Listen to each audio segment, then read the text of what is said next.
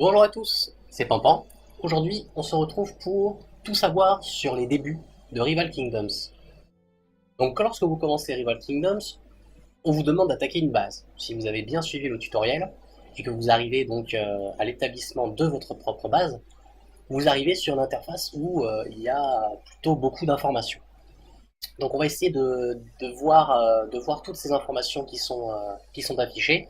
Et donc, nous allons commencer par l'icône en haut à gauche de notre écran qui est donc pour choisir son avatar. Donc là, nous avons la possibilité de choisir notre avatar. On choisit l'icône que nous voulons. Voilà, moi j'ai choisi ce balafré là, avec une cicatrice. Voilà, c'est l'une des choses que l'on peut faire dès le début. Ensuite, nous avons juste en dessous l'honneur. Alors qu'est-ce que l'honneur? L'honneur, ça va être ce qui va vous permettre de savoir votre niveau d'un joueur par rapport à l'autre. Ce niveau n'inclut absolument pas le niveau de votre citadelle. Ça va être seulement, est-ce que vous êtes plus fort? Il peut y avoir des personnes qui sont avec une citadelle 5 qui vont être peut-être moins forts que vous avec une citadelle niveau 3. Voilà, c'est vraiment le niveau seulement. Donc l'honneur est gagné et perdu en fonction des victoires et des défaites. Donc lorsque vous avez un bouclier, vous ne pouvez pas être attaqué, donc vous gardez votre taux d'honneur. Et lorsque vous faites attaquer, vous perdez un nombre d'honneur. Si vous perdez, mais si vous gagnez lorsqu'on vous attaque, vous allez pouvoir voir ça dans les rediffusions, vous gagnez un peu d'honneur. La même chose quand vous attaquez, si vous attaquez et que vous gagnez un peu d'honneur, et si vous attaquez et que vous perdez un peu d'honneur. Voilà, donc ça, ce sera pour l'honneur. Ensuite, donc nous avons le bouclier. Le bouclier, donc, ce qui est différent plutôt des autres jeux que nous avons déjà rencontrés jusqu'à présent au niveau des RTS, type Clash of Clans, c'est que pendant ce bouclier, vous pouvez attaquer quoi qu'il arrive. Vous avez un bouclier pendant 3h30, vous restez pendant 3h30 avec vos boucliers, quoi que vous fassiez. Voilà. Ensuite, nous avons les pierres runiques. Alors les pierres runiques, c'est ce qui va vous permettre d'attaquer une base. Donc, lorsque nous nous rendons sur la carte, donc la carte est l'icône en bas à droite, là, il y a marqué carte. Nous rentrons sur la carte, nous avons la possibilité voilà, d'attaquer en, en multijoueur. Lorsque nous attaquons en multijoueur, nous cliquons sur cette icône-là, nous avons donc une pierre runique, ici, qui est utilisée. Les pierres runiques se rechargent toutes les 20 minutes. Donc vous avez toutes les 20 minutes une nouvelle pierre unique qui s'ajoute à votre stock de pierres uniques. Sauf que ce stock de pierres uniques ne peut pas excéder 5 en temps normal.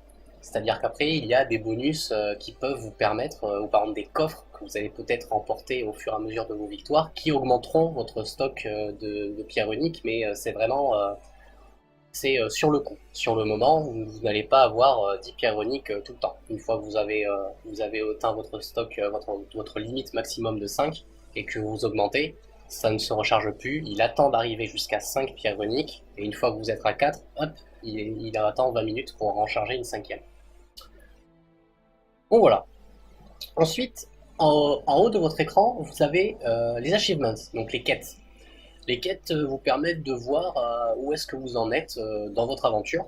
Donc c'est en fonction des hauts faits que vous avez pu faire depuis le début du jeu. Voilà, donc par exemple dans les terminés, voilà, une fois que vous avez rejoint un royaume, vous gagnez une récompense.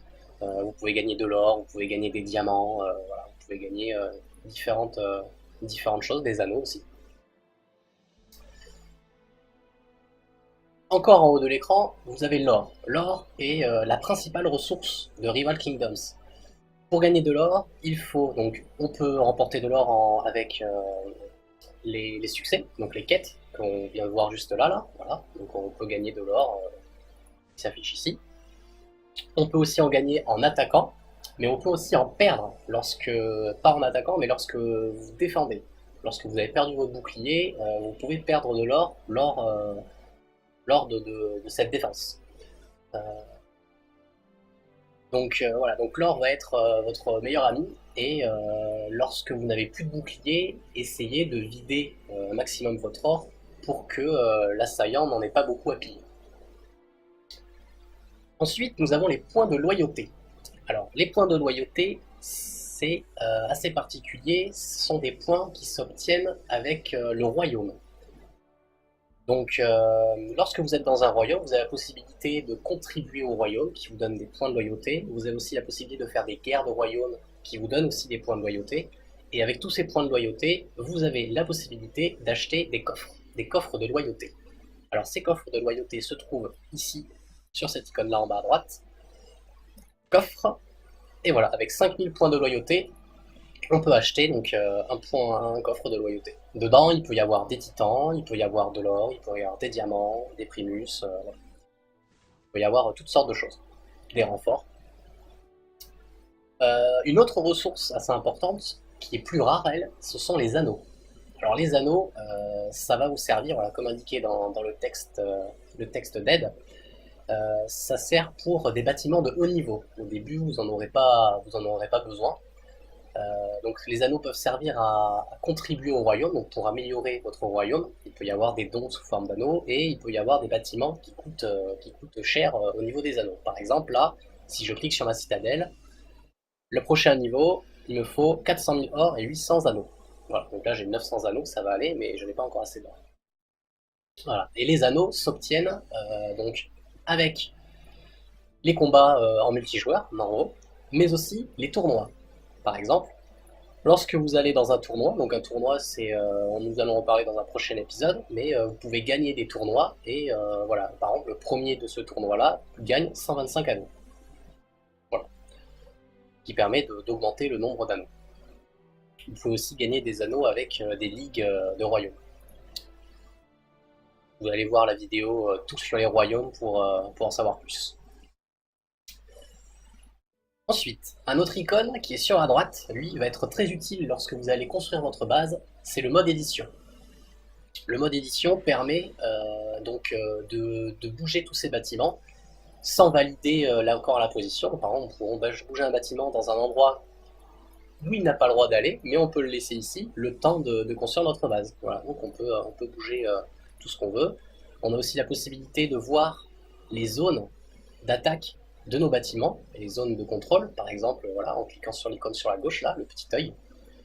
Donc on voit voilà, que la base est plutôt bien protégée, on peut voir quel bâtiment couvre quelle zone. Donc là voilà, j'ai deux, trois bâtiments qui sont pas couverts, mais on peut pas couvrir tous les bâtiments non plus. Et nous avons aussi la possibilité de sélectionner plusieurs bâtiments à la fois, en cliquant sur l'icône à gauche. Donc on clique sur une zone, hop, on sélectionne quelques petits murs, tac, et voilà, nous avons sélectionné une rangée de murs, et il y a possibilité donc de les faire tourner. Voilà. Hop, on va le remettre. Tac. Voilà, donc après, soit vous validez votre édition de village, soit vous annulez. Donc là, moi, je vais annuler. Hop, voilà. Ensuite, vous avez votre icône pour construire les bâtiments. Qui est en bas, donc voilà, il y a plusieurs types de bâtiments, des bâtiments offensifs, défensifs. On peut acheter aussi des ressources avec des diamants, qui sont donc récupérables dans des coffres ou achetables avec des euros. Des méthodes de production, donc des bâtisseurs par exemple, et tout ce qui est réservoir d'or, mine d'or, et les coffres qu'on a vus tout à l'heure, avec, donc voilà, vous pouvez avoir des coffres avec forcément un titan dedans qui coûte des diamants, des coffres de renfort ou des coffres de plus. Ensuite, nous avons le bouton menu. Alors ça c'est le bouton qui va vous donner toutes les possibilités de paramétrage de votre village. Donc dans le menu, nous avons les titans. Les titans, ça va être votre atout principal, un peu votre carte maîtresse de chaque attaque et de chaque défense. Donc vous avez la liste de tous vos titans sur ce menu, et voilà, vous pouvez voir à quel niveau ils en sont, vous pouvez voir, on va en prendre un par exemple, au hasard. Voilà, donc là on peut voir un titan qui s'appelle Égard, on peut voir le nombre de victoires qu'on a fait avec ce titan, on peut voir les pouvoirs de ce titan en cliquant sur les icônes. On peut avoir un texte qui récapitule son état. Voilà, on peut choisir donc de le choisir pour attaquer et on peut aussi les améliorer. Donc après voilà, les titans ont un niveau, donc un niveau qui va de 1 à 30 et pour les améliorer, il faut utiliser des primus et un peu d'or. Donc les primus, voilà, ils s'obtiennent dans des coffres Et donc, pour améliorer un titan et le faire monter des niveaux, il ne suffit pas d'attaquer. Attaquer ne rapporte pas d'expérience. Et là, on voit que voilà, pour passer un niveau, il me faut encore 3 points d'expérience. Et 3 points d'expérience, c'est sûrement là-dedans, dans mes primus. Si je mets 1000 primus, ça sera sûrement 1000 points d'expérience en plus. Et donc, je monterai d'un niveau. Nous avons ensuite, hop, voilà, tac, après les titans, l'inventaire. Ce qui est intéressant dans l'inventaire, c'est que c'est comme si c'était votre énorme sac, et toutes les récompenses que vous recevez sont dans votre sac. Donc toutes les récompenses au niveau de l'or, au niveau des coffres que vous gagnez un peu d'or dans les coffres, etc., sont sous forme de coffrets, ici, là. Et tant que vous ne les utilisez pas, ce n'est pas comptabilisé dans vos ressources, en haut à droite qu'on a vu, dans votre ressource or, voilà ici. Donc tant que vous n'avez pas utilisé ça de votre inventaire, votre or n'augmentera pas. Voilà, donc là on peut voir que voilà, je n'ai pas de coffre, et puis on peut voir aussi tous les primus dans l'inventaire. Voilà. Et lorsqu'on utilise un coffre, on peut pas utiliser un primus, aussi on peut utiliser un primus sur un héros. Voilà. Si je prends un primus, hop, j'ai envie de prendre un primus de nature, je me dis tiens j'ai envie d'utiliser pour l'utiliser, et hop, voilà, je vois que j'ai 2 héros de nature, 2 titans de nature qui peuvent utiliser mon primus. Alors, un autre menu assez indispensable, c'est le journal de bataille, qui va vous permettre de revoir vos victoires et vos défaites que vous avez fait. Voilà, qui fait une récapitulation. Voilà, on voit le nombre de défenses faites, on voit les pouvoirs utilisés, le nombre de ressources volées, le nombre de trophées perdus, les troupes déployées, etc. Il y a, il y a toute une journalisation des attaques et des défenses. Ensuite, vous avez le menu paramètres. Alors, dans le menu paramètres, vous avez la possibilité de changer la musique, l'activer, la désactiver. Les paramètres du compte pour vous connecter avec vos différents comptes Google, Facebook, iOS. Les notifications qui sont assez intéressantes là, si on n'a pas envie de recevoir des notifications de les pierres runiques sont arrivées, les notifications de royaume, on les désactive. Et enfin voilà la langue dans laquelle vous voulez le faire. Une chose qu'il y avait donc dans l'onglet général, c'est le changer de pseudo. Vous pouvez changer de pseudo une fois. Au début, quand vous commencez, vous avez un pseudo qui n'est pas déterminé par vous-même. Mais une fois que vous avez commencé, vous pouvez changer de pseudo. Et par contre, c'est une seule fois faire. Ensuite, voilà, vous pouvez contacter les développeurs avec des bugs, avec des problèmes que vous rencontrez dans le jeu. Vous pouvez saisir des codes, donc des codes promotionnels qui vous font gagner des récompenses. Voilà. Et enfin, les récompenses quotidiennes. Donc elles sont voilà, obtenues chaque jour. Donc là, voilà, on voit que je suis au jour 16. Et donc au jour 16, je vais récupérer 500 primus purs. Voilà. À la fin de tous ces jours-là, vous obtenez un titan qui n'est disponible que avec ce type de récompense-là. Donc les récompenses quotidiennes. Voilà. Donc au jour 28, je recevrai un titan qu'on ne peut obtenir que par ce biais-là. Et pour finir, le mode gardien, qui est un mode assez spécial et qui est vraiment réservé aux meilleurs joueurs, qu'on n'aborderont pas dans cet épisode-là. Voilà, après bon, vous avez le bouton pour le classement des joueurs des royaumes, pour voir quels sont les meilleurs joueurs. Voilà, on voit que là-dedans, je suis 3802ème, ça fait gens devant, quoi, beaucoup. On peut aussi voir les classements des royaumes, voilà, avec le nombre d'honneurs qui est donné par chaque royaume. On voit que mon royaume est 834ème, en dessous.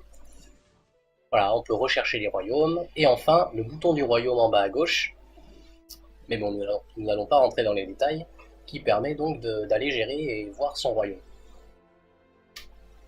Voilà, bah écoutez, ça sera tout pour cet épisode. J'espère qu'avec ça, vous allez pouvoir voir un peu plus clair. Et puis, on se dit à bientôt.